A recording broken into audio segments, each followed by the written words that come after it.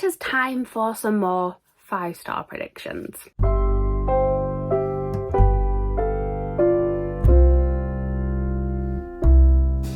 Hi everyone, my name's Chloe, welcome back to my channel. Thank you for being here today. Today's video is going to be round 2 of my 5-star predictions. So it is BOOKMAS at the minute. I am posting a new video every day in the run up to Christmas, well, actually on the day of Christmas as well. So for the first 25 days of this month you will have a new video. Yesterday's video I will link somewhere down below. I will actually link a playlist of all of them, but I will link yesterday's in particular because it was me reacting to my 5-star predictions that I did earlier on in the year. I am filming this one actually before I filmed that one because I still have like one of them left to read, but by the time this video goes up I will have read all of my 5-star predictions and I'll know whether or not I actually know my reading taste a little bit. From what I remember of that video, I actually do. So hopefully this can be a successful round of picks as well. But yeah, I picked 5 more books that I think have the potential to be 5-star ratings from me. I mean, obviously I go into every book hoping that it'll be 5 stars. I'm always optimistic I'm going to love a book, but it's not possible that you're gonna absolutely adore every single book that you read. So these are the ones that I'm a little bit more optimistic about. Some of them for good reason and some of them maybe just wishful thinking, but we will see as this video goes along. So the first one that I'm going to pick is not like a happy 5-star rating. I just think I'm going to really enjoy this book if it's sort of done well, and that is My Dart Vanessa by Kate Elizabeth Russell. So I've owned this book for a while. I bought it pretty much as soon as it came out, but I've just never got around to reading it and I'm not entirely sure why, and I'm kind of putting it on this video as well in the hopes that I will read it sooner rather than later because I think that I could actually really enjoy this book. It's quite a dark book as far as I know. It deals with quite a heavy topic, but I'm not one to sort of shy away from that. I quite like books that sort of delve into those sort of topics more and make you think a little bit. So I will just read you the synopsis so you can get an idea of what it is and the trigger warnings that may be involved in this book as well. So it says, Vanessa Y was 15 years old when she first had sex with her English teacher. She's now 32 and in the storm of allegations against powerful men in 2017, the teacher, Jacob Strain, has just been accused of sexual abuse by another former student. Vanessa is horrified by this news because she's quite certain that the relationship she had with Strain wasn't abuse, it was love. She's sure of that. Forced to rethink her past, to revisit everything that happened, Vanessa has to redefine the great love story of her life, her great sexual awakening, as rape. Now she must deal with the possibility that she might be a victim and just one of many.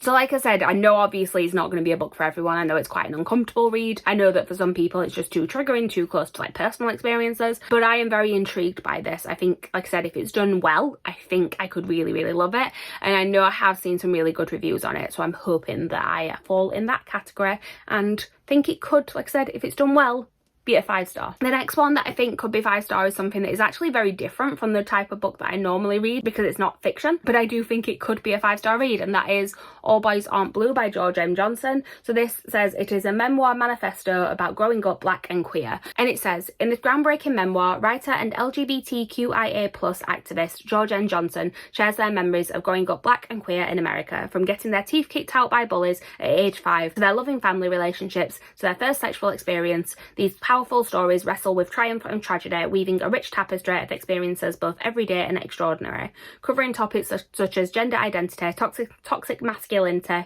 brotherhood, inequality, consent and black joy. George's remarkable story is the story for us all. I think this could be amazing. I've heard nothing but good things about it. I know that obviously there's going to be some sadness in here, but I know there's also going to be joy. I like the fact that it does say that it also focuses on black joy in here as well. There's a lot of times stories about people of colour or stories about queer people tend to focus on sort of the hard aspects of it, and whilst obviously that is recognised in here, I'm glad that it is going to focus on some joy as well because we need more of that. We need more of those stories as well, and I am very excited to read this one. Like I said, memoirs and non-fiction aren't usually my thing, but I think that this one has the possibility to be very, very good. The next couple of books that I have on here are the start of series, and they are ones that I particularly want to read actually because of BookTube. So the first one being Scythe by Neil Shusterman. So I have owned this book for many, many years now and just have not got around to reading it. This seems to be a general theme with me. A lot of my books on my physical TBR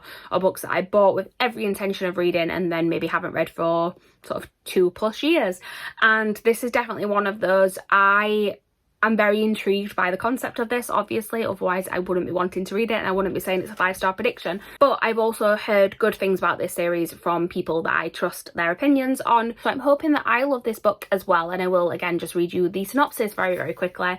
It says, what if death was the only thing left to control? In a perfect world, the only way to die is to be gleaned by a professional scythe. When Citra and Rowan are chosen to be apprentice scythes, they know they have no option but to learn the art of killing. However, the terrifying responsibility of choosing their victims is just the start. Corruption is the order of the day, and Citra and Rowan need to stick together to fight it. Then they are told that one of them will have to glean the other. This sounds really interesting. I don't read a lot of dystopian, but when I do read it, again, if it's done well, I absolutely adore it. So I'm very excited to read this. I know that the third book in the series has mixed reviews, but I tend to hear that the first one is great. So hopefully this one at least will be a 5 stars, and I will get to it at some point within the next year. Yeah, I've not said that actually. Pretty much everything on this list is books that I want to read next year. So this is kind of my 2022 priority TBR as well, because these are books that I think I'm really gonna love. And the next one is also a start of a series, and it is a start of a series that is well loved on BookTube, particularly by Jade from JD Ray Reads, and that is the Slinger series by Sebastian de Castell. Now, I bought this book earlier on this year after Jade actually did an interview with Sebastian de Castell, and I also watched the second interview that she did with him later on in the year, and I still have not got round to reading this book even though I bought it. I am very excited about this one. I'm also very excited about the Greatcoat series. That could also potentially be a 5-star prediction, but I bought this one first because I thought the YA might be a little bit easier to get into than going straight into the adult books. But yes, let me read you the synopsis again. It says, magic is a con game. Kellen is moments away from facing his first major's duel and the start of 4 trials that will make him a spellcaster. There's just one problem. His magic is gone. As his 16th birthday approaches, Kellen falls back on his cunning until a daring stranger challenges him to take a different path.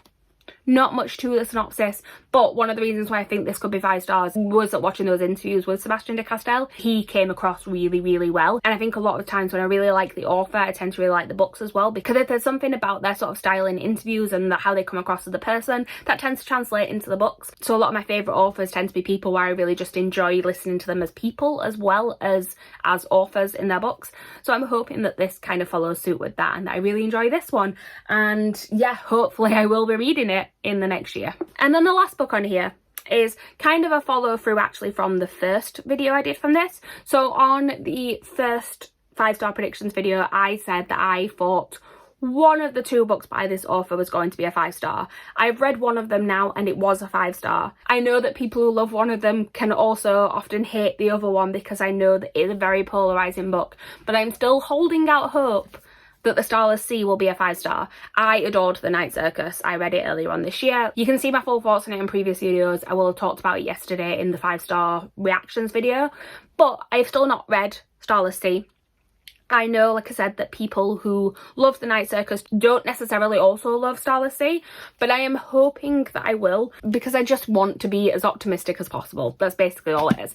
But I will read you the synopsis for this one as well. It says, are you lost or are you exploring? When Zachary Rawlins stumbles across a strange book hidden in his university library, it leads him on a quest unlike any other. Its pages entrance him with their tales of lovelorn prisoners, lost cities, and nameless acolytes, but they also contain something impossible, a recollection from his own childhood. Determined to solve the puzzle of the book, Zachary follows the clues he finds on the cover: a bee, a key, and a sword. They guide him to a masquerade ball, to a dangerous secret club, and finally through a magical doorway created by the fierce and mysterious Mirabelle.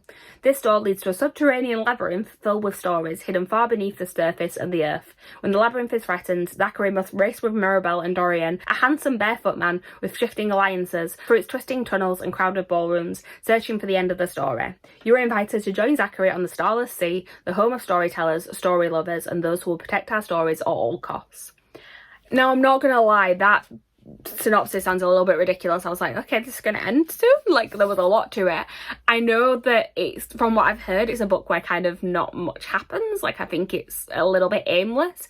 I don't mind that. I don't need a massive plot for a book to be enjoyable to me. I quite like just beautiful writing and character-driven things, and it's a book about books, and I just really hope I like it. And I know that lots of people really don't, but I'm hoping that I am in the camp of people that adore this book. we will see. So these are my 5-star predictions that I will hopefully be reading within the year of 2022. I will of course do a follow-up video for this once I have read them all. You'll see them throughout the year anyway, in wrap-ups and vlogs and things like that. But once I have read them all, I will do a little reaction to this one and see whether or not I actually loved all these books. But fingers crossed I do, because let's all be optimistic when we're starting to read books, shall we? Let's hope that every single book is a 5-star. It won't happen, but we can dream, can't we?